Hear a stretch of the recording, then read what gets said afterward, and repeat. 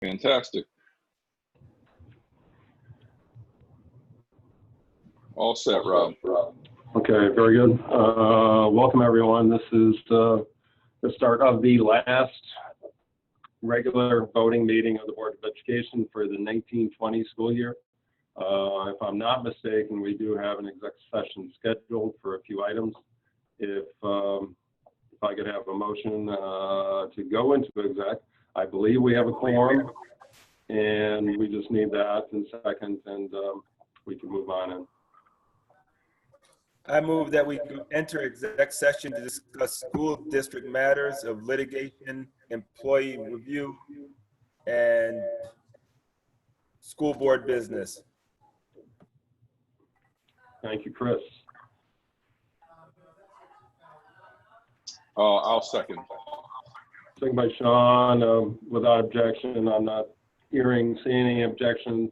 We will go ahead and move on into exec session and be back with alacrity and when we get through discussing a few items, and then we'll be back to our full regular board meeting on Zoom. We're going to go to Google Docs right now, correct? We're all good? So we'll be changing venues and then we'll be back.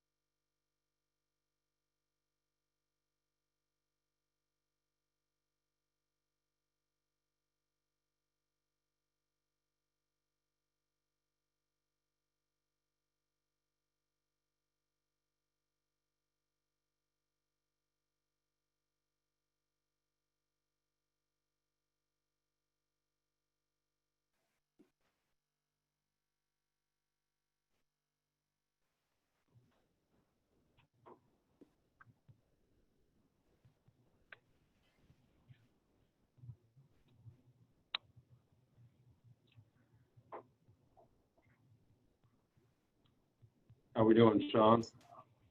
We're back? We're starting to get back here in a second, Rob. And right, we're not recording yet, correct? We are. Regular public voting meeting. And I think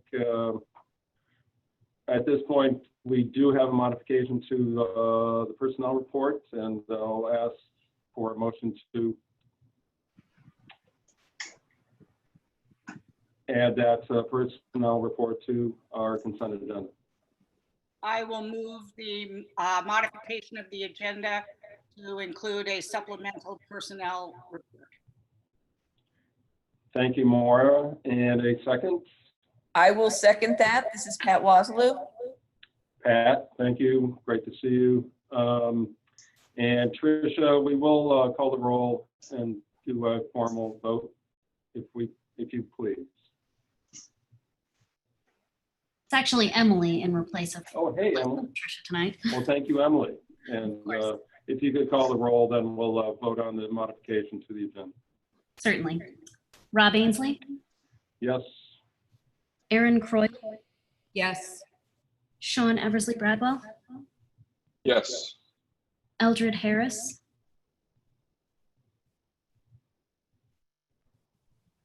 Nicole Lefebvre,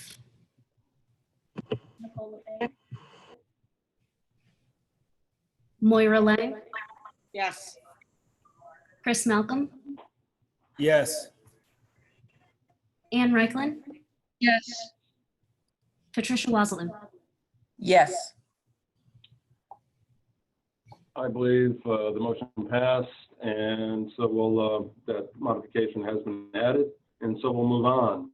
And Sean, we do have a public comment period on our agenda, and I think I'll let you explain that.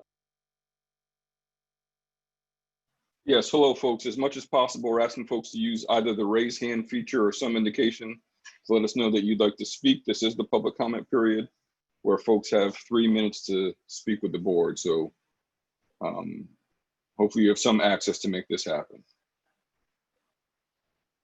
I'm getting a message here from Andy, who I'm going to unmute right now. Andy, could you please state your full name as you speak so we can make sure it's in the record? Hello, my name is Andy Rowan. Thank you. I'm sorry, for some reason it says I can't show my picture. It says when I try, it says unable to start video. I'm not sure why. Oh, okay, great. All right, hello, thank you. All right, I have something I just wrote up I'd like to read of my own thoughts, if that's all right. And I don't think it'll be more than 3 minutes. Okay. I attended the talk of current and former IHS students a couple of weeks ago, where they were telling their experiences of racism at the high school. I want to share my takeaway from this and share my thoughts as a school district community member. I'm not here representing these students. I am representing only my thoughts. Black, Indigenous, people of color, BIPOC students are not getting treated the same as their white peers. The intelligence of BIPOC students is questioned. For instance, when a student had gotten good grades, she had teachers more than once in more than one grade who doubted she truly earned the grade.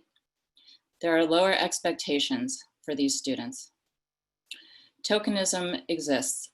Students have felt singled out as the token minority or person of color in the class, in the show, in the discussion group, including school-wide groups. One student who graduated a couple years ago said she didn't realize till she left Ithaca that she had been used in this way.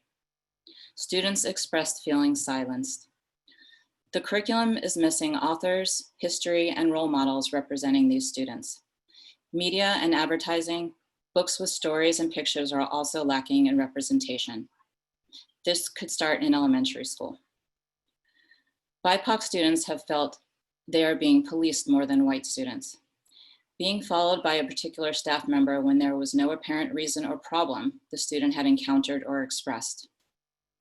Two females recounted their hair being touched by teachers, one during a test. Students expressed their concern about there being very few Black, Brown, or Indigenous teachers. One student asked, "What grade were you in when you had your first Black teacher?" Some answer not until 10th or 11th grade. In one class, students have had to act out being slave owners in a role play lesson. This is a form of re-traumatization and is an example of creating an unsafe place for students. These experiences told this day are a small percentage of the real number of racist experiences students are encountering. 3 staff names were mentioned, 2 of them more than once. What is the school doing to vet, influence, and guide staff members who exhibit racism before hiring and after hiring? Where can students go and express themselves safely when they experience racism? What will the school do in these cases? I'd like to see more authors, history, literature, and arts in the curriculum representing BIPOC people. I'd like to see more staff who are Black, Brown, people of color, and of minority ethnicities. I know there is an effort here to be inclusive, but I'm hearing that this is not reaching the kids. I would like to see more action, more real conversations with staff, not only talks, lectures, resources that staff can choose or not choose to hear. We are seeing and can't ignore the institutional racism existing in our country, and school districts are one type of institution. Considering the institution of education meets kids at such a young age, it is a great opportunity to educate what non-racism and anti-racism look like. Schools have a lot of power in this regard. I have my own work to do to break down my implicit biases and racist beliefs, and I'm asking you to do the same for the sake of our children, our kids, and our future society. And that's all. Thank you.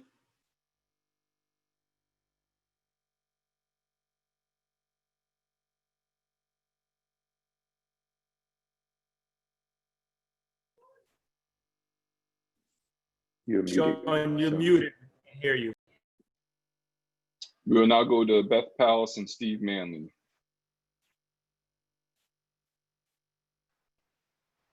And I can't find Steve. So Beth, you should be unmuted and ready to go. Okay, hi. Hello, everyone. I'm here on behalf of the Discovery Trail this evening. Steve and I would like to just extend our appreciation for your support of the Kids Discover the Trail program every year. This year was a particularly innovative year for the Discovery Trail website, for the Discovery Trail educators. We were able to pivot our field trip season to be digital, and we received a lot of feedback from teachers, and we served right around 125 classrooms so far based on my current count, and those include grades pre-K through grade 5, and all of the 8 Discovery Trail sites. Steve? Good evening, everyone. Thanks for giving us the opportunity to share some of our work with you tonight. We appreciate your partnership and your thought leadership as we have worked to make KDT, Kids Discover the Trail Ithaca, available to our students, even at a distance. We want to thank in a special way the leadership of the district, Dr. Brown, Lily Talcott, Mary Grover, especially for giving us the one and only, the wonderful Randy Beckman, and the work and time and talent she brings to coordinating this program that in before times allowed every student in our district grades pre-K through 5 to visit a site locally and take home not only information but experiences that they can carry with them. But in the current world, Randy has spent hours of extra time making these sites available to our students virtually, which will open new avenues for us moving into the future. I'd like to just end by thanking the transportation department who moves students from each elementary school in the county, in the district to the Discovery Trail sites, as well as the teachers, communication department, and principals of all of our Ithaca City School District elementary schools. So thank you very much for your partnership. Last week, we presented a check to the Ithaca City School District for $50,750 as our support for this year's field experiences. So thank you very much. I would like to take one more moment and offer my thanks and the thanks of IPEI's Board of Directors and the KDT Advisory Committee to Beth. This is her first year in this role as Executive Director of the Discovery Trail.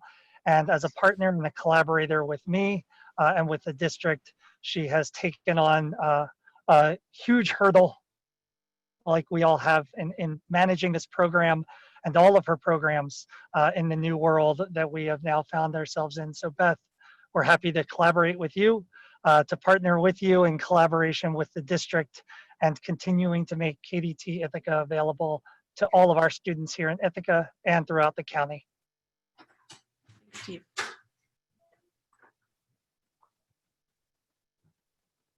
Thank you, Sean. Thank you, Rob. Thank you very much.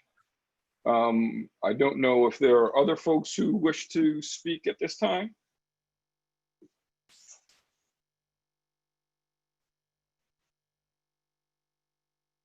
I'm gonna take that as a no. And again, remind folks, you can use the Let's Talk portal. You can contact individual board members, or you can write to our district board clerk ahead of time to make sure that we know that you would like to speak and we can put you on a list. And so we look forward to connecting at this point in time. Rob? Well, thanks, Sean. And Sean, I'll ask if this is the last opportunity for any of the student reps that may be tuning in just to address the community, address the board. Not sure, they should certainly raise their hand and chime in, but give them a second. Sometimes they are out there.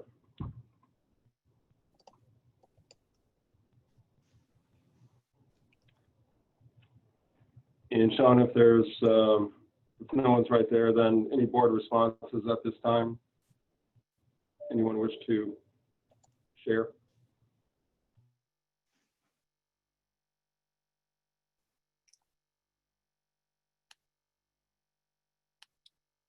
Hi, This folks. is Ann. Oh, I'm sorry. Go ahead, Ann, please. Oh, I just wanted to thank IPEI for all the wonderful things you do, and the Discovery Trail is phenomenal. So just a big thank you. Chris, did you want to go? You go first, please. Okay. I want to, I greatly appreciate the Discovery Trail, IPEI, and the marvelous Randy Beckman. But I really want to speak to what Andy was addressing. And I very much appreciate her coming forward and speaking to what she heard and her concern about it. You know, all of these issues are very, very high priority for the board and for the admin team. We have a lot of work to do. And, you know, having you come and share what you heard is something that makes me feel, you know, initially it's like, it's so painful to hear that. But at the same time, it makes me feel like recommitted to all of the initiatives that are very, very prominent in the district, from anti-marginalization curriculum that's being worked on K through 12, teachers being trained in culturally responsive teaching practices, our master educators for inclusion who are in all the buildings, are revising our policy book from beginning to end through a lens of ways in which it's oppressive. We started a very energetic and endeavor to revise our student code of conduct. The coronavirus put that on hold for a while, but we will absolutely be getting back to it. That too will be looked at very, very carefully for the ways in which it oppresses people of color. It marginalizes them. So again, we have a lot of work to do, but we are, and our educational leaders at the central office and in the building are very, very committed to this important work. Thanks, Maura. Chris, go ahead. Well said. Thank you. Thank you. And thanks for Beth and Steve for sharing the IPI. Always appreciate it. But I really wanted to speak to Andy and thank her for sharing her comments. And, you know, I personally take into account what those students shared. And, you know, one of the reasons for me running for the board was the experience of some of my children that was very similar to what those students shared. And recognizing that every student's experience is not the same across the school district. And my biggest concern is, in this time of protest, in this time of discussion, in this time of opportunity, that we don't allow this energy to wane. You know, Dr. Brown and I had a conversation of what does it look like to initiate change at this time. And so, you know, I don't want to ever speak for every other school board member, but I can speak for myself that I personally want to take it and move this forward. And I also want to encourage folks to show up, you know, and help us with this, because you cannot move this type of thing of 500 plus years of oppression in a single day. So as we move forward, what does this look like? Yes, you point out some very, very good things.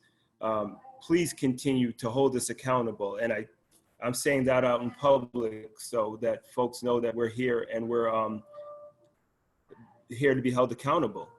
So thank you for sharing. I look forward to hearing more from you, and I look forward to partnering with you in the community.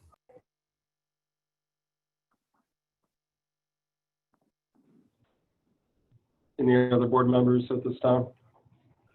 I wanted to thank Steve and Beth for their work in terms of creating opportunities for our kids. As we know, we hear a lot about Ithaca being gorgeous, but because of access to resources and being able to explore this beautiful place that we live in, some of our children don't have those opportunities. So I would like to thank you both for creating those opportunities for our kids. Andy, thank you for your words. And sharing the experiences of our students. I think as a district, we can do a better job at creating a space to hear more from students. As adults, we talk about, as a board and as a district, we have these conversations, but I don't think there's enough space created for students to talk about their experiences and how they navigate through our schools. Before COVID, I had personally started equity hours at the high school where I was meeting with students of color for an hour or however, for several periods actually throughout the day, for them to share with me their experiences at the school. So I'm hoping if we're back in school to be able to keep that going. And for our teachers and our support staff to hear more about their experiences and how they can show up to be more accountable and create an equitable educational experience. Thanks, Nicole. Anyone else? Sean? I'd probably be remiss if I didn't continue to echo the thanks for Kids Discovery Trail as well as IPEI. Having been able to work in various capacities, greatly appreciate, I think as Nicole said, providing amazing opportunities for young folks. In particular, my work with the History Center and the 8 Square Schoolhouse as well. And so thank you for that work. And as Maura said, thank you, Randy, for your work as well. And Andy, thank you for sharing. It's heart-wrenching, and you're saying things that we know and many of us live.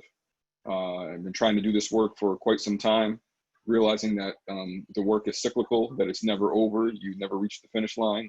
And even while we might make progress in one school or in one classroom or in one school year, we find ourselves sort of repeating where we may have been 10, 15, 20 years ago, if not longer. So we will continue to grind and fight and listen to the experiences of our students. And as I heard Dr. Brown say, in ways in which that make me proud to be on the Ithaca City School District, for all the wrong reasons, but he's the leader of a racist, oppressive, sexist, homophobic school district. And our job is to undo as much of that as we possibly can. And so we'll continue to make that grind. So thank you for sharing. And as Chris Malcolm said, keep holding us accountable. Thanks, Sean. Anyone else before we move on? Thanks, everyone. Appreciate the comments and appreciate those who spoke tonight. And if we're good, then we'll move on to the consent agenda and entertain a motion. I'll move the consent agenda with the modifications. I'll second. Thank you, Chris, and seconded by Pat.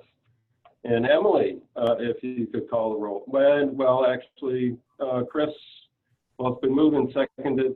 Chris, there's a fairly long list of finance-related items. Do you want to speak to any of that before we move on? Yes, I do. So two particular things I want to speak to are the, bear with me, please.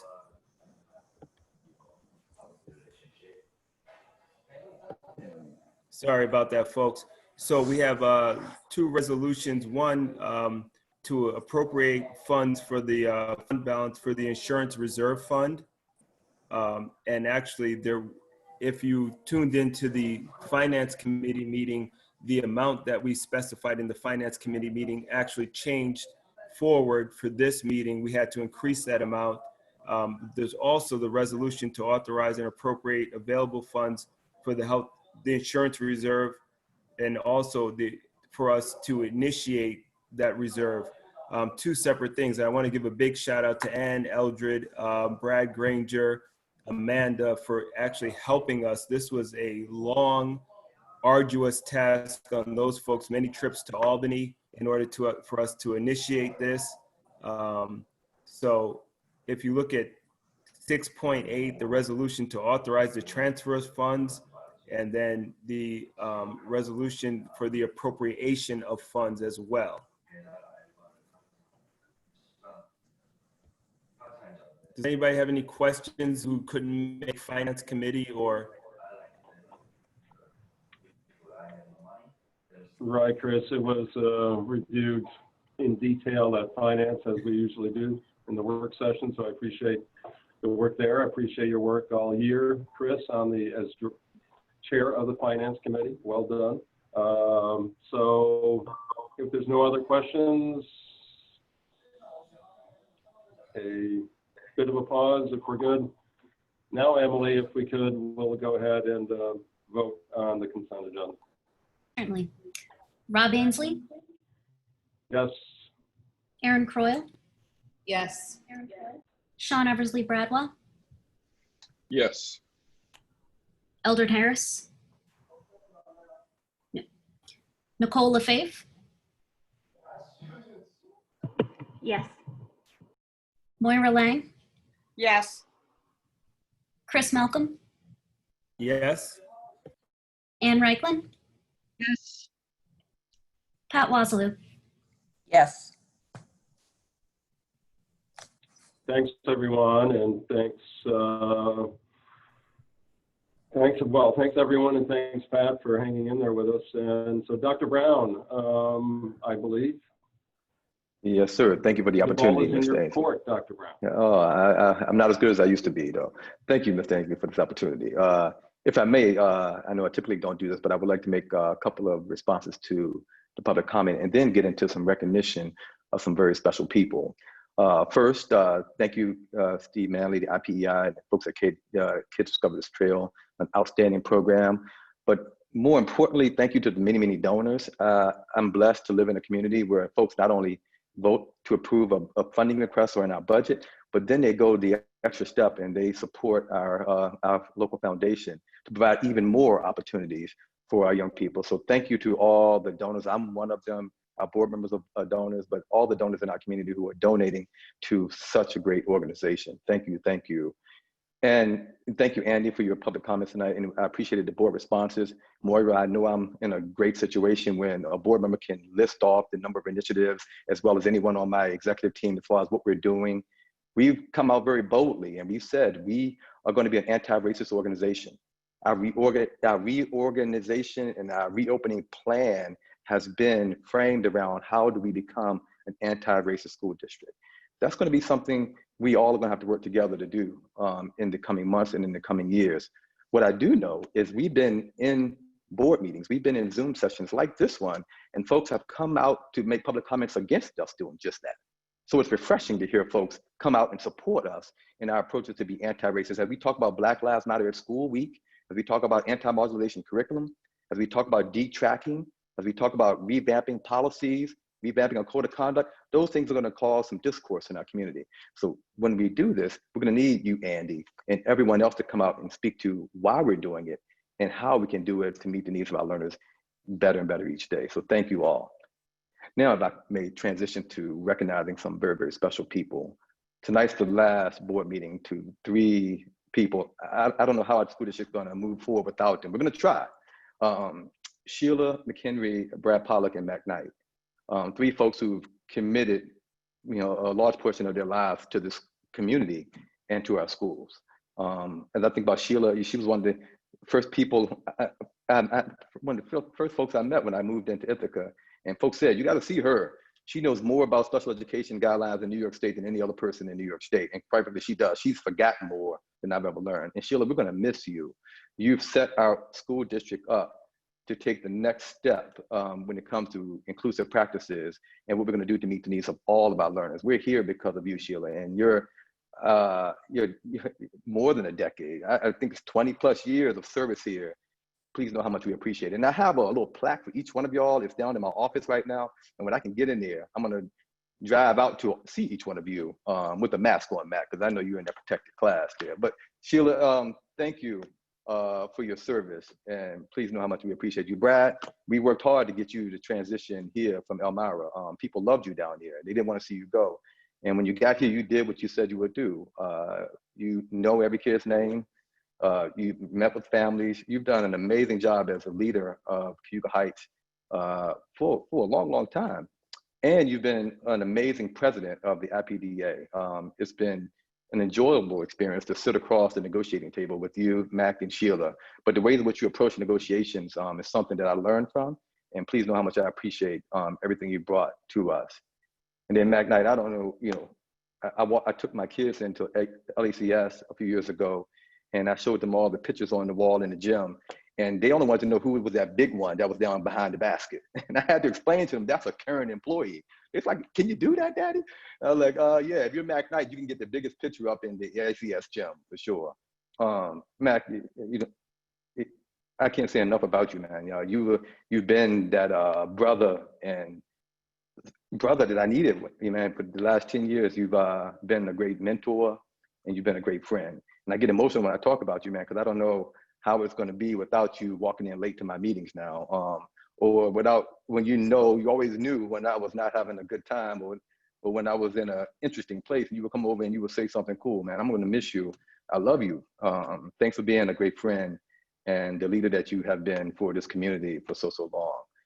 These 3 individuals, we were blessed to have Sheila, Brad, and Mac here, and our organization is going to be different without them, but they've set us up to be better. So thank you all for your service. And I wish we were in a space together right now so I could hug you, but I can't hug you, nor can I be in a space with you, but I'll send you something tomorrow.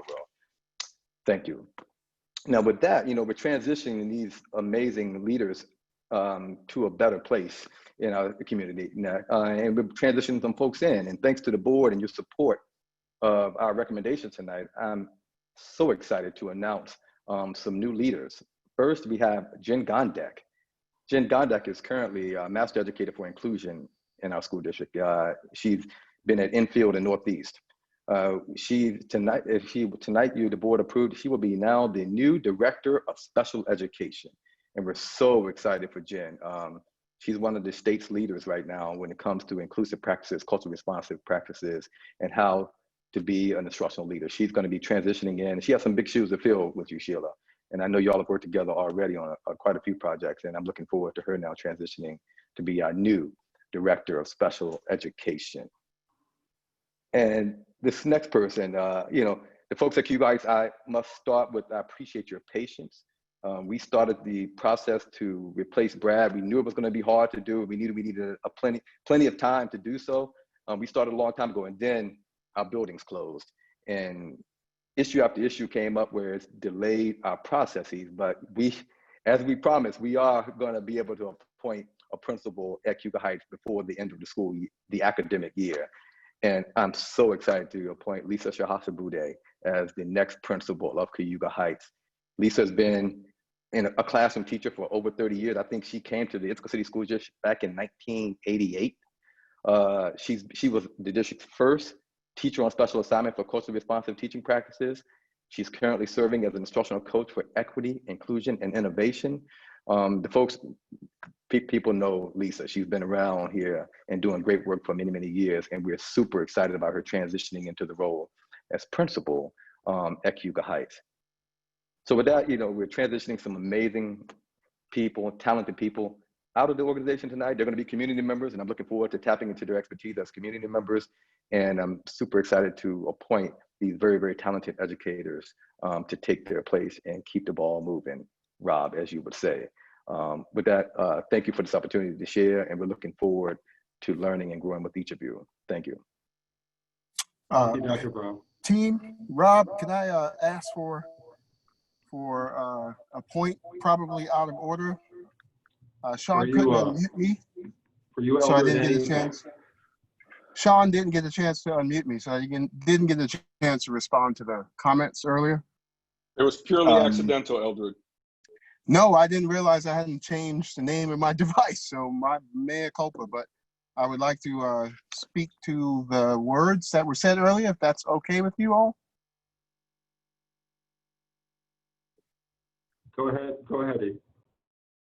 Okay, so we know that for a very long time, the African-American members of the board, along with our colleagues, have had to dance around this issue of race in this community and on this school board. We were very strategic about choosing the language we used: anti-oppression, anti-marginalization, because race is such a trigger word for so many people. And prior to these incidents, if you got 18 people in the room and asked them what it was, you would have got 18 different answers. I just want to say publicly to our community and our colleagues, I can no longer protect the white people in this community from the original sin of this country. Although there are many isms, we know intersectionality is real. Several of you have said it already. We're a patriarchic. We are an oppressive, we are a sexist organization.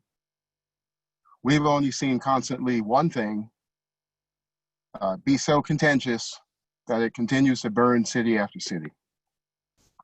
We all need to be comfortable saying the word racism. We all need to understand the personal implications of that, both for the Amy Coopers of the world, who claim themselves to be liberal, and for the Derek Chauvins of the world, who have the temerity to stand on somebody's neck or kneel on somebody's neck for 8 minutes and 46 seconds. I think it's appropriate to recognize the trauma those two instances have caused in the Black community nationally and in millions and millions of our progressive colleagues who, prior to those two moments, might have felt we were all making it up. So I don't know what this is going to look like, but I am asking our teachers to do the reflection that you have to do personally to serve your Black and brown children. I'm asking for the community to understand that you might hear me and you might hear us speaking differently about this topic from now on. I will no longer allow our babies to be traumatized. Those are the comments I wanted to make. Thank you guys for letting me get them in late. And I'm driving, so I'm going to take myself off of video now as well. Thanks. Oh, and Mac, you're all right. Have a good one. And Sheila, you taught me more than I ever could have imagined about special education, so I don't even need to start with you. I got to get you some kind of cake or something that spells special education. Thank you, guys. So, Rob, this is out of order as well, but I think we'd all be remiss if we didn't acknowledge our retirees and the significant dedication and time that they have given to the school district. I had the pleasure of working pretty closely with Sheila for a long time as we were revamping the special ed policies, and was able to watch her tireless work leaving the board building at 7 or 8 o'clock. I know as many of our folks do on a regular basis, and it gave me great respect, as Elder said, it's for the knowledge. Brad, I got a chance to spend a little bit of time up at Cayuga Heights, and you and I had a number of conversations, and I've always appreciated the way in which we can engage honestly with one another. So I appreciate the honest conversations. And I'd be remiss if I didn't say, I honestly would not be in Ithaca if it was not for Mac Knight. I was fresh out of college. I stopped by LACS because I did a student teaching internship at Rochester School Without Walls, and someone told me that LACS was very similar. And the first person who met me as I walked through the door was Mac Knight, and said, I think we got to try to get you a job. Do you have an application in? And I said, yes. And if I'm not mistaken, Mac, that you were going to be part of a screening committee later that day. And for whatever reason, I made an interview and was hired later on. So similar to Lavelle, I'm aware of the dedication of all of our folks. And it's going to be tough to see one of my mentors, someone who I really idolize, and I don't say that too often, but I want to take this public opportunity. And I don't know what you're doing with your Frederick Douglass lookalike beard, but I love it. And we're gonna miss folks. So to our retirees, thank you for your service to the district. And you all have earned the right to relax, if that makes sense. So thank you for all your work that you've done. Rob? Yes, please, go ahead, Maura. So I want to continue the honoring agenda. So I have an item to share.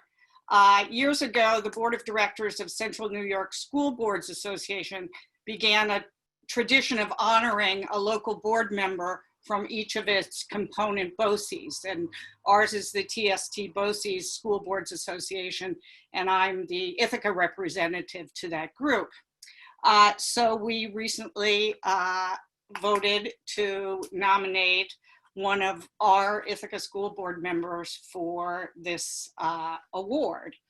And the criteria for the award include that the person should be an active board member, a key player in helping their district move forward, helps make their peers be better board members, continues to seek professional development to make their board better, and plays a role in developing community relations. And this person that I'm about to name has done this in above and beyond in a stellar fashion. So I'm very pleased to announce that the award from Central New York State School Boards Association is going to our own Sean Eversley Bradwell.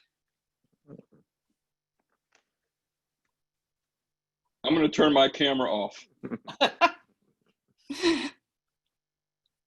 I was going to sing some accolades for our retirees, but very well deserved, Dr. Bradwell. Very kind. Thank you very much, Joe. Very kind. That's very humbling. That's great, Maura. I'm not at all surprised, and that's Ithaca doesn't often get recognized at that level, so it typically goes to other districts for some reason. But Sean, well deserved. I can only ditto the sentiments regarding Mac, Brad, and Sheila. Well said once again by everyone. But we'll. Does anyone else have any, as part of the honorarium portion? Anything else? Brad, if I may, and I promise to be brief. So Sheila, I wish that we could have worked more closely together in your time. I heard nothing but spectacular things about you and what you brought to the table and how you delivered for the students of Ithaca City School District. Brad, I actually commend your tenacity, because we all know that Ithaca is no easy place to navigate, and we ask for nothing but the best every day. And it's a challenging school district, to say the least. So as Sean said, please, take the time to relax and appreciate your well-deserved break from the hustle and bustle of real world life. To Mac Knight, Sean, I can't say the same, that I would not be here for Mac Knight, but I definitely would not be on the school board for Mac Knight for calling me out on the carpet when I was complaining and said, well, what you gonna do about it? Because you can complain to me all day, but if you're not gonna do something, then you just complaining. So I'm tired of complaining, but I'm trying to do, and hopefully I can continue to do for the children and the folks of Ithaca as you transition to the next phase of your life, sir. So thank you for everything you've done. Hopefully one day we could all be honored with some type of recognition like you had at LACS. I don't know how you pulled that off, but I'm gonna actually check policy to see if that's legal. But thank you all for everything you did for ICSD. You are truly appreciated. Thanks, Chris. Anyone else right now? We have a few more items to get to. If not, congratulations to everyone. Congratulations on our new hires. We look forward to the next school year. And if we could go on to school district business, and there is a policy, Sean, and it's Ed Law 2D. Basically, policy on data security and privacy. This actually was of high interest, and we got quite a lot of questions regarding data privacy in the digital distance learning environment. And so this is a high priority. Yes, this will be, and my apologies that the number is not here. We will send the board the number as well. Originally, New York State had set a deadline of July 1st that this needed to be adopted to be in keeping with New York State regulations. New York State, because of COVID and any number of things that folks know, we now have until October 1st to pass this. So this is a first reading. Kate has prepared, our legal counsel at BS&K has prepared this draft in conversation with our central administration. It's gone through the policy committee, and just so folks know, at an earlier meeting, we identified our chief privacy officer as Zach Lind. And so we decided not to put names in the policy, but simply to put titles, and that's why you see that. But what we'll be doing tonight is a first read. It would then go back to policy, then come back to the board for a second read and adoption this evening. And as Rob said, this is in keeping with a number of things. It is absolutely timely, as we've done some virtual education to try to protect students' private information. So that's what you have here, Ed Law 2D. You can definitely Google and find a great deal of information about what people are trying to accomplish. And I know Pat had to leave us this evening. More, if I missed anything, please feel free. No, we're good. We're good. Great. So I move, and we can still have questions afterwards, but I move policy Ed Law 2D for a first read. Second.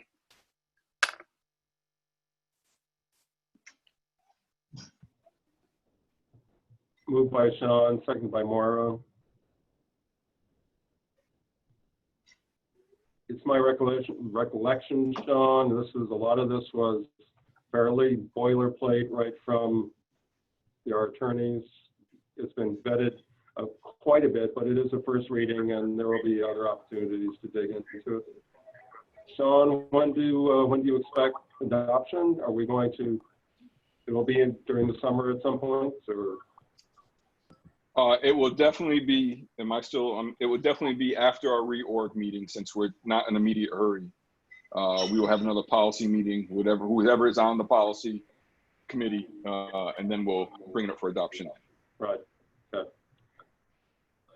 Any other questions at this time? Comments?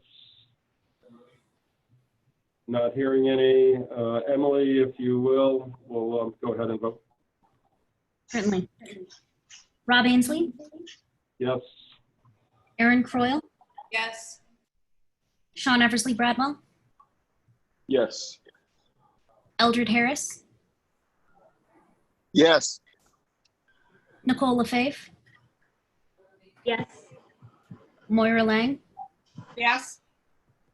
Chris Malcolm, Yes. Ann Reichland,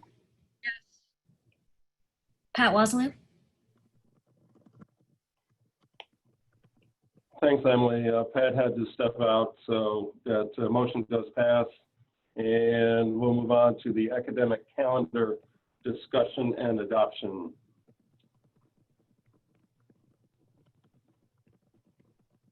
And if Dr. Brown, if you wanted to speak to the academic There we go. calendar or who you wish Yes, to. thank you, Mr. Ainsley. Mr. Van Kuren and I will navigate through this conversation. At the last board meeting, we mentioned to the board that we would do some research and we will come back to you with another recommendation as far as the academic calendar for 2020, 2021. We did said research and we have a recommendation. Our recommendation is not much different from where we were at the last session. And we wish to explain to the board why. So Bob, I'll allow you to please go through some of those bullet points and I'll just jump on in. Go for it. Sure, thank you, Dr. Brown. The brevity, which I'm gonna try to stick to, is not an indication of the importance of this. We're actually gonna start at the end. The Board of Education has asked us to explore thoughtfully and expeditiously this issue, and we're gonna recommend that work takes place in Legislative Action Committee. The student voices, which really have been carrying the water on this issue for at least the last 2 years, were based in their desire to increase equity and inclusion, and it really has been inspirational work. The reason why we don't recommend moving forward with a different academic calendar tonight are some legal hurdles and then some other considerations. The primary legal issue is a United States constitutional issue around Establishment Clause of the First Amendment. And I'm not going to go through all the law around this. We could literally spend a whole semester about doing this. But there are some legal nuances that if we carefully and thoughtfully review our data on absenteeism, student absenteeism, and teacher and other staff absenteeism around certain religious holidays, that there could be some movement there, but it's not a low threshold, and it certainly is one that we will have to do some substantial data analysis on. Even if we were to get over the constitutional issues around this, there still are some contractual issues. There have to be, by teacher contract, 186 work days, by state law, 180 student contact days. And so there would have to be negotiations with our unions about what part of the current calendar and the current time off would be repositioned to cover those other days.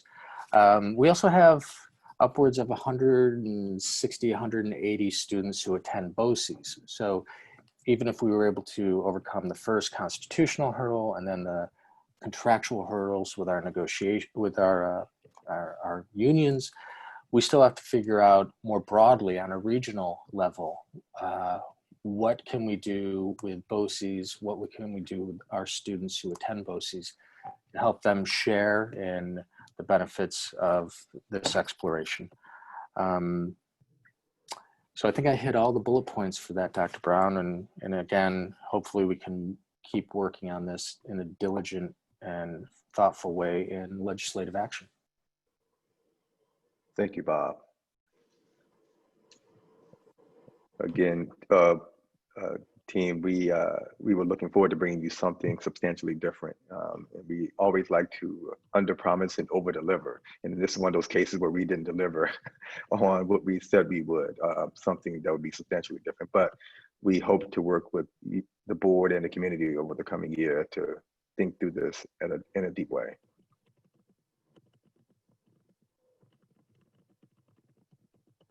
are there comments that board members wish to make regarding this calendar proposal?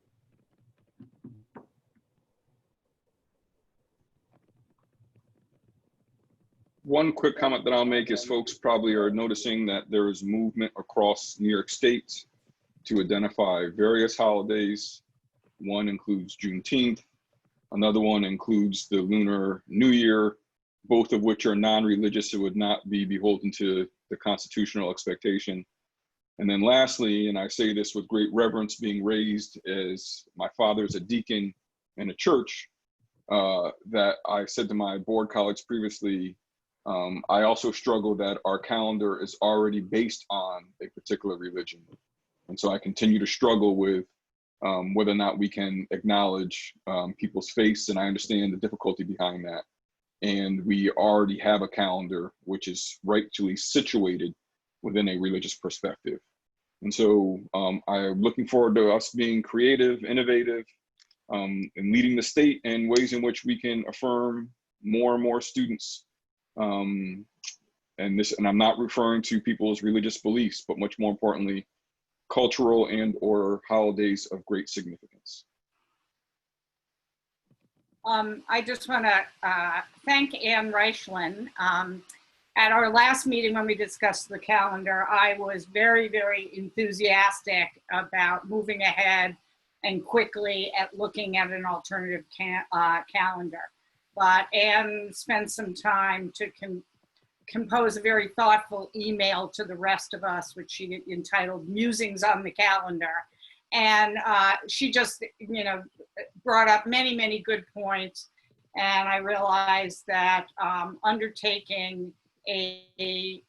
quickly undertaking, particularly at this time when we're in the middle of so much, a big change probably was not a wise thing to do. And so I'm really anxious to continue the conversation, but to do it thoughtfully and carefully. So thanks, Anne, for slowing my horses. Hey, everybody. Oh, go I'm ahead, sorry. Ann. Nope, go ahead, Ann.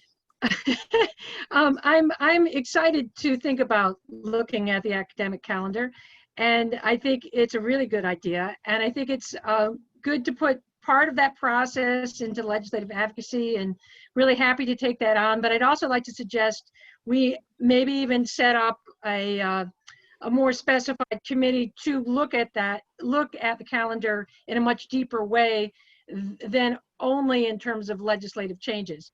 Because I think it's important to look at the big picture and how we're defined by that calendar and all the kind of complex issues that are embedded in that calendar, and to really identify and think about what the questions as a district we want to really think about and excavate through that process.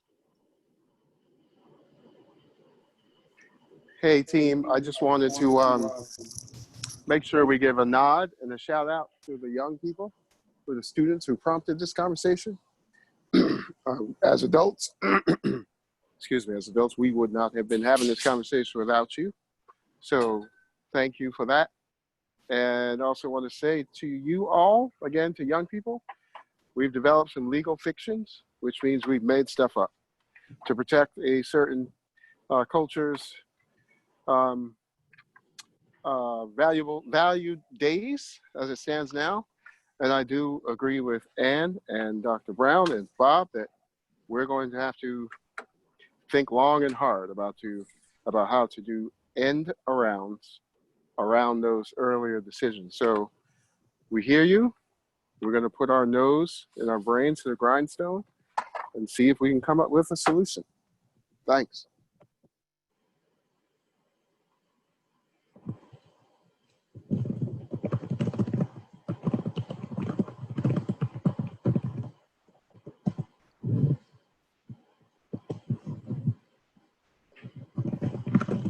Go ahead, Nicole.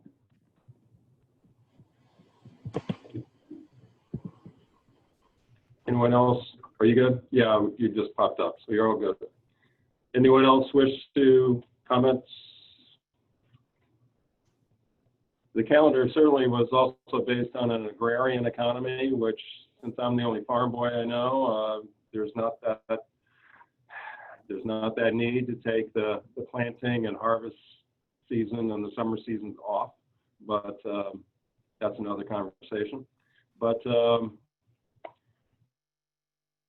Sean, if I'm not mistaken, frankly, Dr. Brown, we do need to adopt a calendar for a variety of reasons tonight, and then have those discussions and have that work continue, even though we will adopt a calendar tonight. Is that correct? Yes, sir. I think? Yes, we would love to have it. We need to set up our payroll calendar. Families are looking for information from us regarding vacation schedules. And so there are many people who are eager to get their hands on this calendar. To that point, Dr. Brown, and you listed the reasons why, we do need a motion to adopt the calendar, even though we wish it may be different. We will have it. We will have a calendar for use for all the reasons you just stated, Dr. Brown. So if we could have a motion.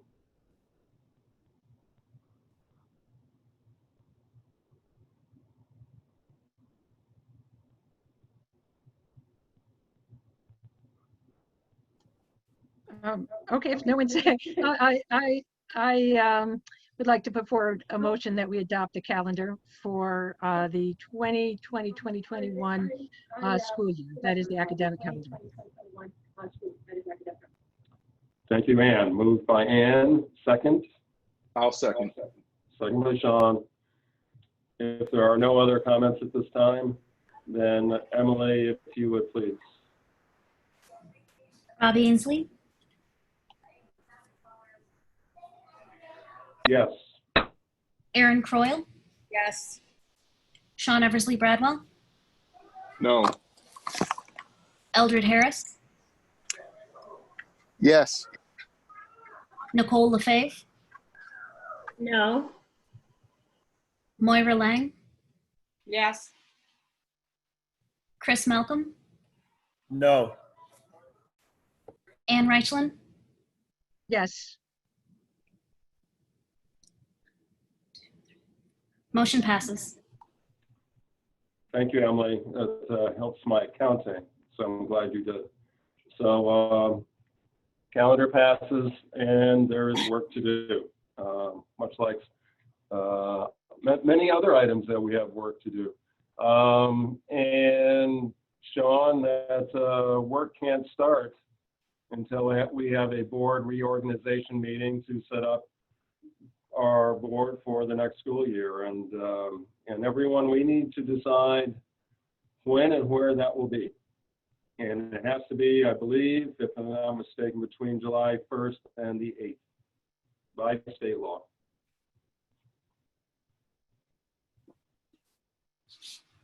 So willing to offer or willing to hear suggestions.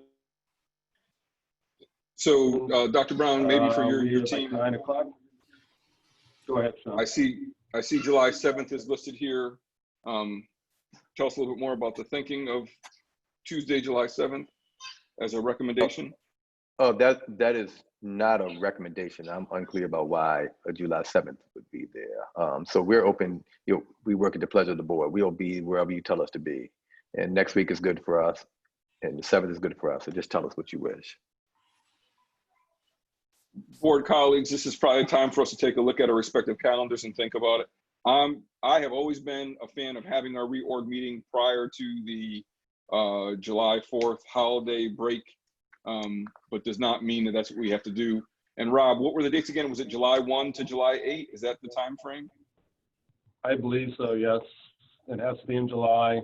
Typically, Sean, as you mentioned, we try to get it out of the way early. So folks who have 4th of July plans, the week after the 4th or whenever, the sooner it's out of the way, then we're within compliance and we're set up for that reorganization meeting, which is a long list of items that we have to get through.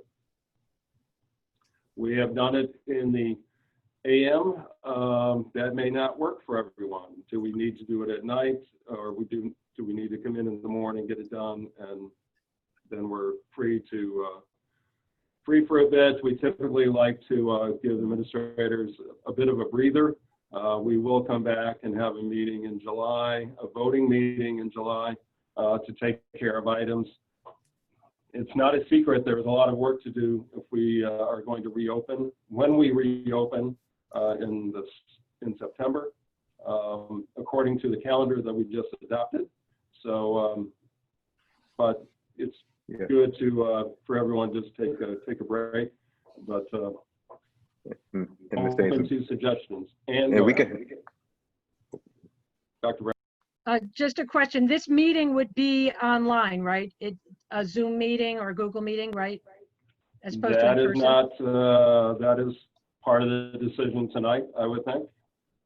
As far as I know, I certainly saw the email regarding staff going back to work this week. We are in phase 3. We'll be in phase 4. Phase 3, 25 groups of 25 can get together and meet. Phase 4, I'm sure it might be a little higher than that. We're talking about reopening schools and what will that look like. I would think that the board would have an opportunity to have a room big enough that we would be separated by 6 feet and have various administrators there and others who wish to be there, and will not exceed 25. In that case, I'm not available until after. It may be. I'm not available till after July 4th if it's an in-person. If it's digital or this way, then it doesn't matter to me. Much more efficient interrupted Zoom service, or certainly open to.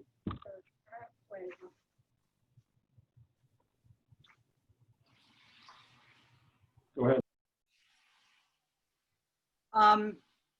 I guess just because we're allowed to meet in person doesn't necessarily mean we should. Right. It is. We have to decide how we wish to meet. I cannot meet in person. I have a high-risk kiddo at home, and I don't want to be in an enclosed room with people.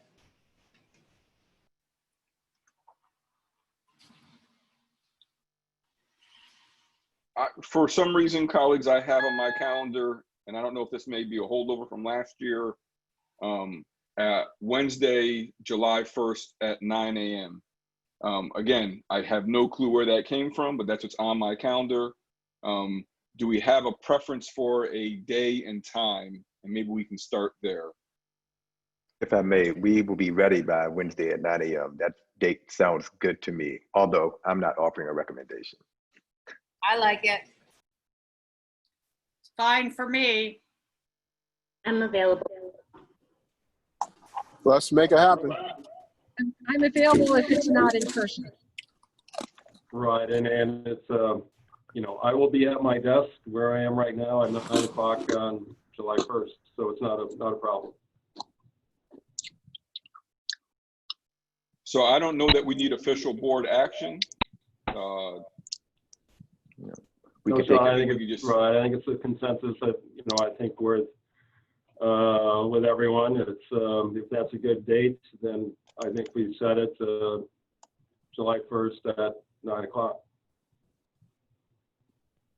May I just make a quick note that according to EDLAW, the board does have to take action if it's not the first Tuesday. Thank you to Emily Tracy Arm, who was very quickly researching that. So I make a motion that we hold our 2020 reorganization meeting on Wednesday, July 1st at 9 a.m. Second. Second by Maura, and Emily, if you please, one more time. Bob Ainsley, Yes. Aaron Croyle, Aaron Croyle,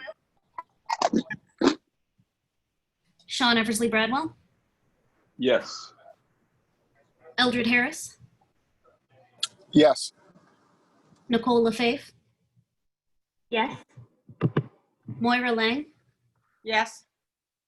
Chris Malcolm, Yes. Ann Reichlin. Motion passes.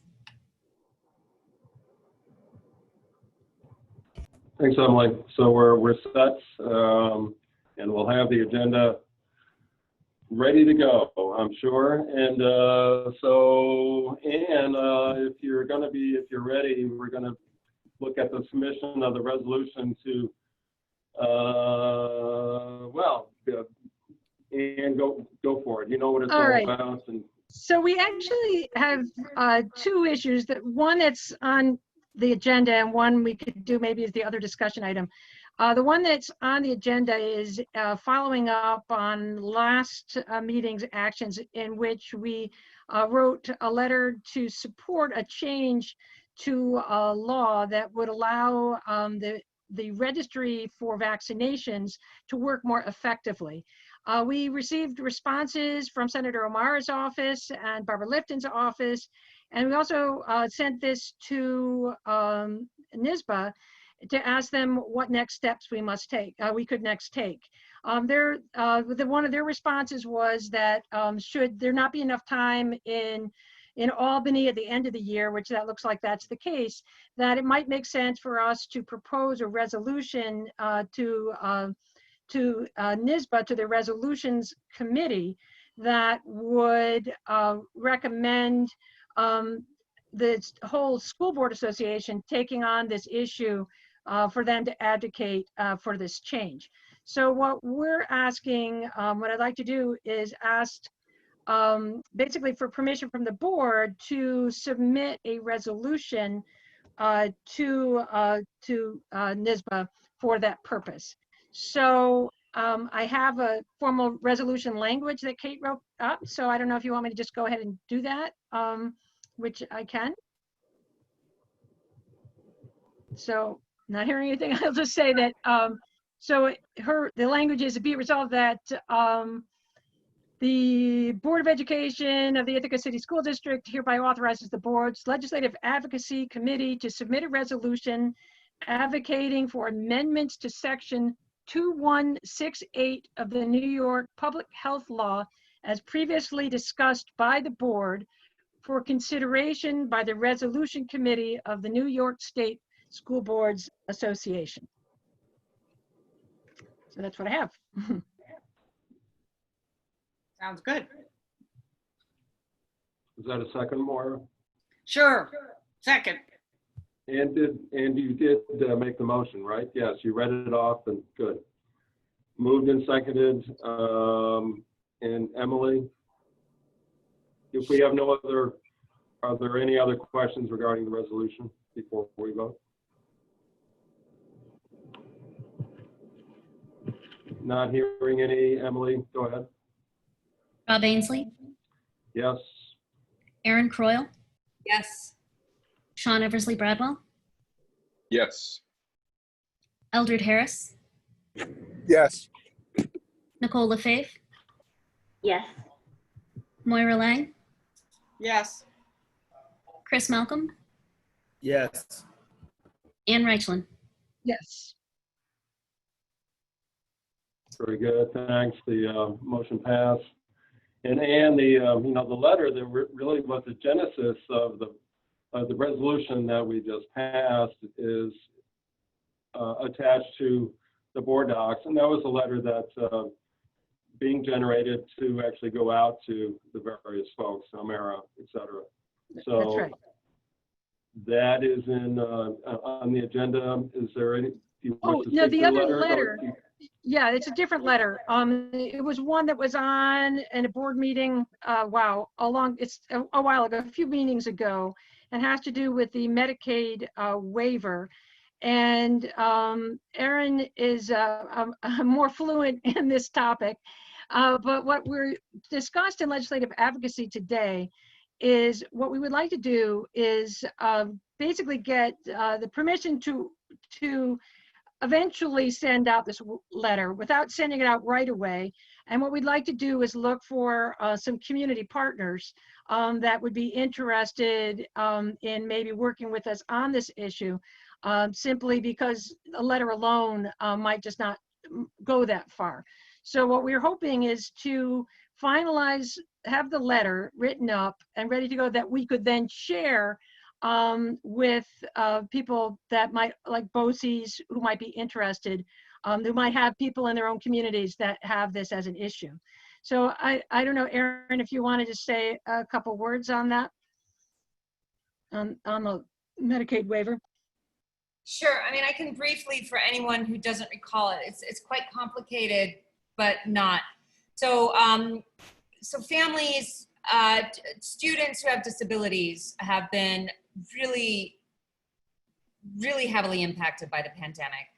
And it's not just students with disabilities, it's students with behavioral complexities as well.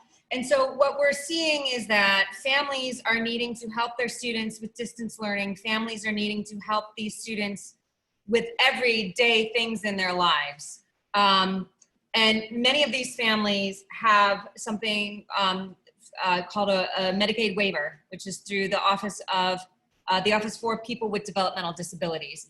And this waiver has many caveats depending on what a family's needs is, but the big focus of it is home and community-based services, which in many cases provides attendant care, personal care attendant. So what's happened in this time is that because of the risk of infection for potentially a medically fragile student or a student whose family members could potentially get sick, people are not able to bring the attendants to their homes. So you have funds available through the state and families can't access it, and they're really in a bind because here they have a student who is getting supports at school, one-on-one assistance or aides or extra teachers or speech therapy, and then they are then teaching their child, they're caring for their child, and they may need to take time off work, they may have lost their job, they may have had all of these needs. So the background to this is basically, that's the background. What this letter would say is we want to access Appendix K of Medicaid to allow for parents or legal guardians or caregivers, family members in the home to be able to get paid, which is a tough thing to do, right? Especially if you're under the age of 18. In fact, Ann and I were talking about this. I looked it up during our meetings. There are only a few states that are doing this. One is Alaska, one is West Virginia, one is Virginia, and one is one other state, Pennsylvania. So sending this letter, asking for support, it could really have a huge impact with families. And considering that we're seeing 7 states have their highest number of COVID cases, the highest hospitalizations right now. I mean, we're still in the first wave of this and we have no idea what fall would bring. It's really important that we keep this on our radar because these families, this is not going away and these families are gonna be suffering in the fall and this summer. So I hope that explains it.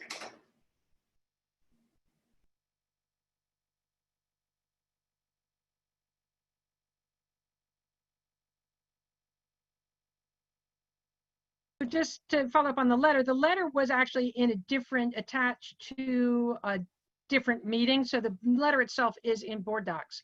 So I don't know, because if it's not on the agenda, if we're comfortable moving to, if people can't really see what that letter is. But I guess to let you know that we're still working on, actively working on that issue, and just to get some feedback too from the board on that.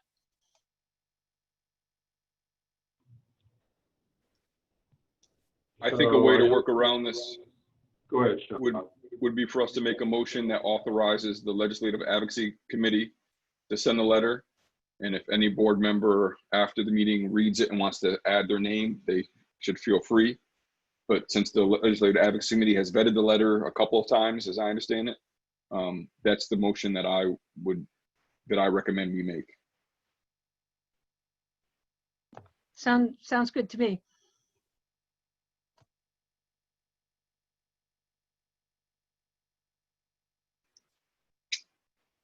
I move that we authorize the Legislative Advocacy Committee to send a letter on behalf of, Aaron, please tell me the New York State law again.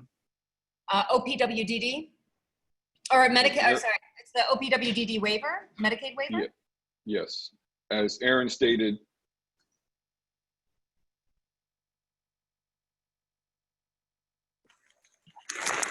Second.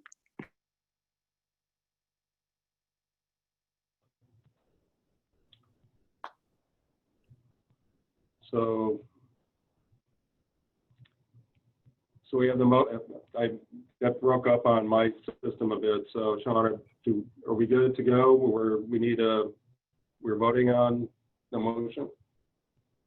Yes, we're voting on the motion to authorize the committee to have the authorization to send the letter. Right, good, all right. Emily, please. Bob Ainsley, Yes. Aaron Croyle, Yes. Sean Eversley Bradwell, Yes. Eldred Harris, Yes. Nicole Lefebvre, Yes. Moira Lang, Yes. Chris Malcolm, Yes. Ann Reichlin. Yes. Okay, very good. Thanks, everyone. There's one more item on the agenda, and that's playground and facility use. The governor has declared that playgrounds can be open if the local municipalities are agreeable to it. And I assume that that's probably what some folks want to address. But yes. Dr. Brown? Yes, sir. Mr. Van Kuren, Ms. Talcott and I, we've been in conversations and we wish to share some thoughts with you. Bob, you or Lily want to share some thoughts first and recommendations?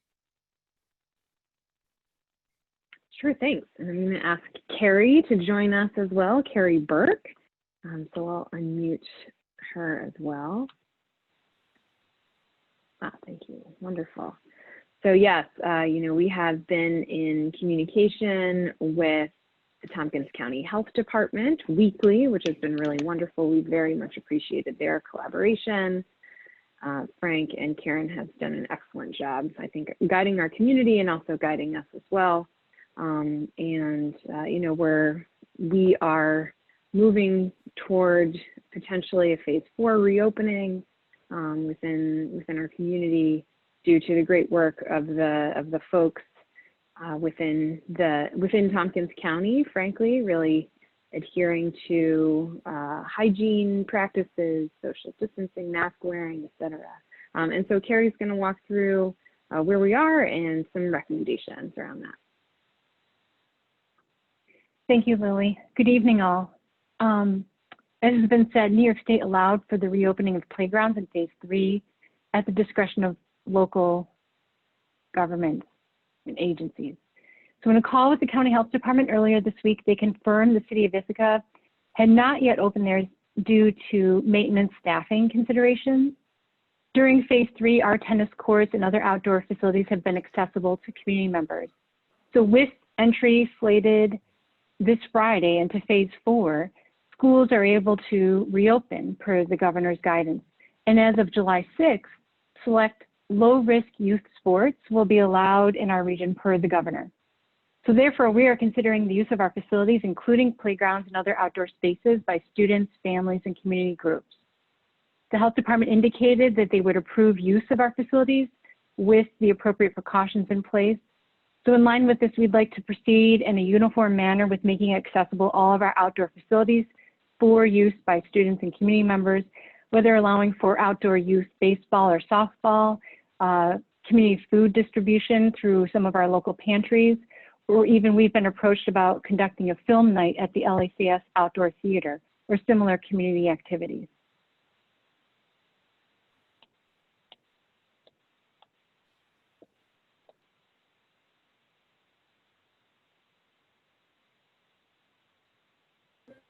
Uh-oh, I froze.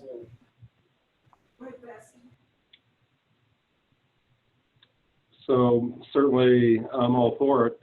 What are you looking for? What are you looking for the board to do here? we'd like to be sure that the community and the board is aware that we would like to reopen our playgrounds in these outdoor spaces, right, for use for our children and for our community. Of course, at no fee, right, those outdoor spaces, right? And we also know that the board may have particular thoughts or ideas or suggestions in relationship to that, but our recommendation at this time is to open up those spaces for our kids. Would there be like sanitation available? It feels silly, but with everything, like I'm envisioning a place where you could have Purell, you know?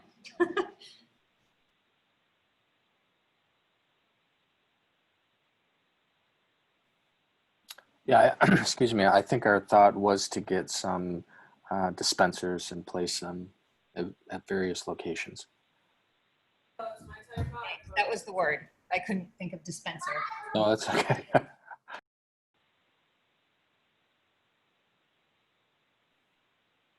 I would hope that there would be a lot of signs to reinforce precautions. Like I said before, just because we're allowed to doesn't make it a good idea. And the more people get together, the more they feel relaxed and they forget that we're still in this. I have to echo Moira's sentiment. I struggle with this, and without lack of total understanding of the precautions we put in place, and I know that we've worked with local agencies, I'm just not sure that a blanket reopening is healthy for us, for lack of a better term. I struggle with it a lot, actually.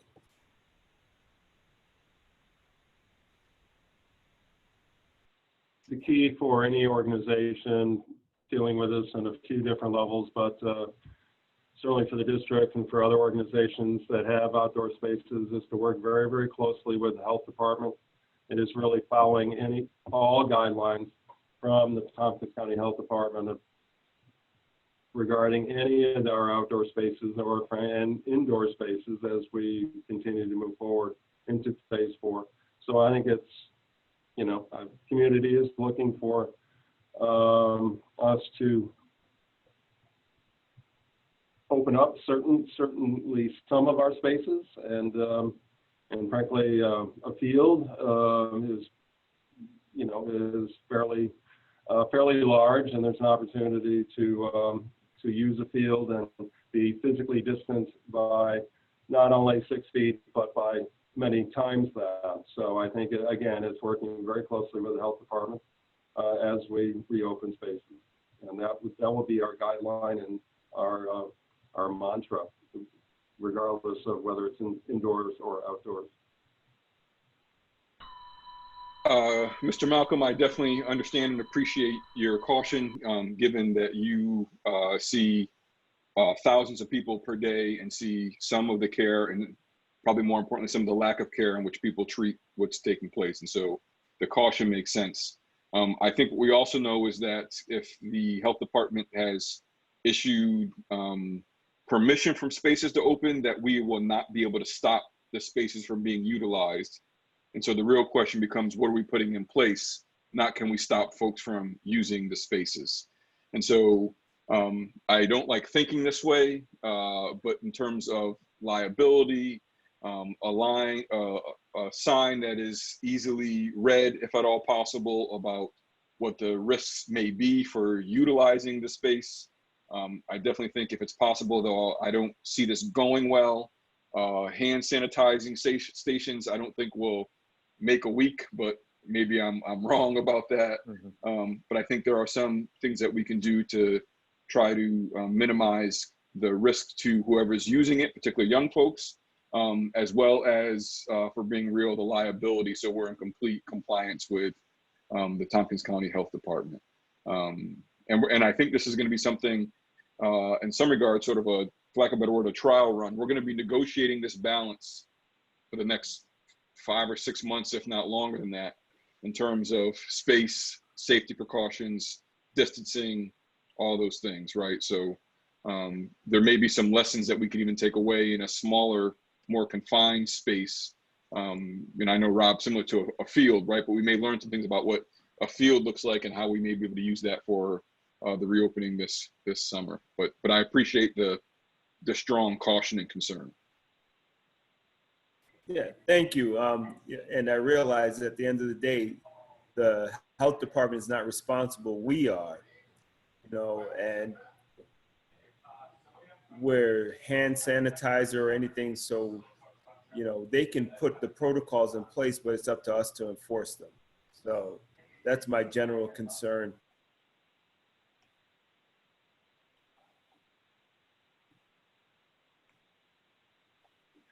So maybe this is something, if this is going to happen soon, quick update. Our next facilities meeting won't be for quite some time, but maybe a short update at the reorg meeting just to get a sense of anything that we're noticing that we should be aware of.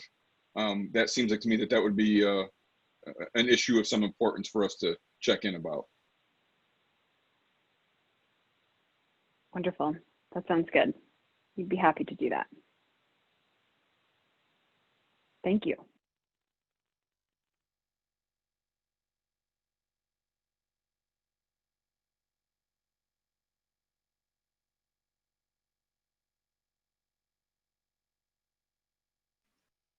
Rob, I think that's it for our agenda. I think Rob is frozen right now. I think he is as well. There he's unfrozen. Rob, I think that's it for our agenda. Are we good? I mean, we're not, that is not a voting item, right? We're, right. So I'm good, But Sean. Are you good? If I may, I don't know if Brad Pollock is still on the line, but I wonder if Sheila or Mac Knight would like to say anything before we end the meeting, if that's okay by you, Mr. President.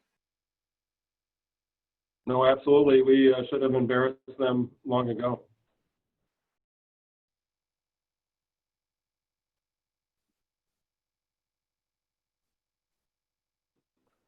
Sure, I can start.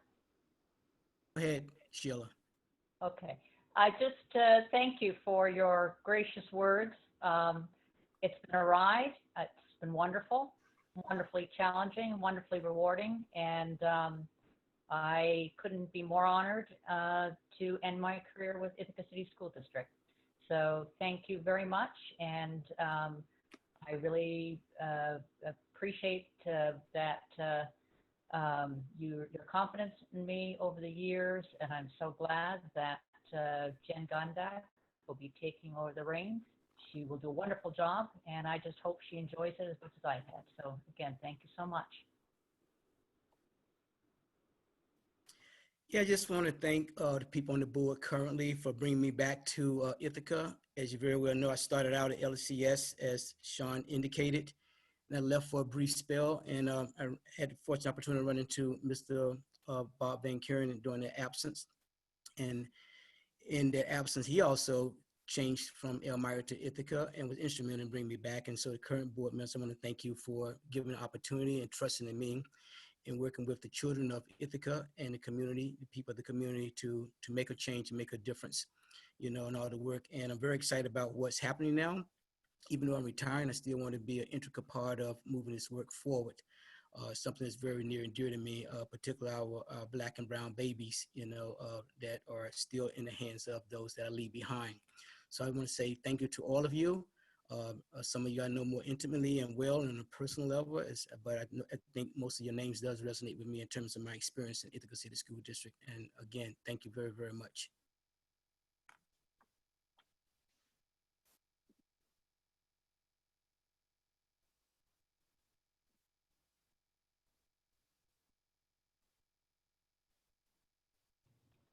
Is Brad still out there? I don't believe so. well, best wishes to Brad as well. Sean, I can't think of a better way to end the meeting than from hearing from Sheila and Mac.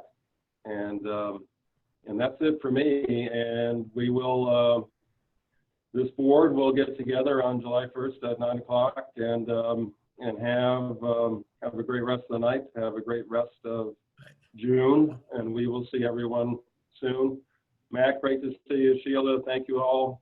Thank you for everything that you do. We're going to miss you all. Thanks everyone. Bob. I just want to say one last thing. You know, all right, Mac. A bow tie tonight, and this is because of the influence and support of Dr. Brown. When he came here, people thought we look alike, but he always said he dressed better than I did, and that was the difference.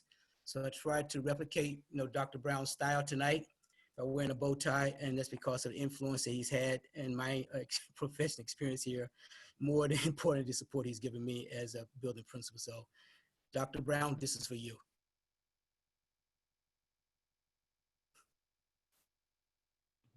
You're looking sharp, Mac. We will leave our image. Last image is our image of you. So thanks, Mac.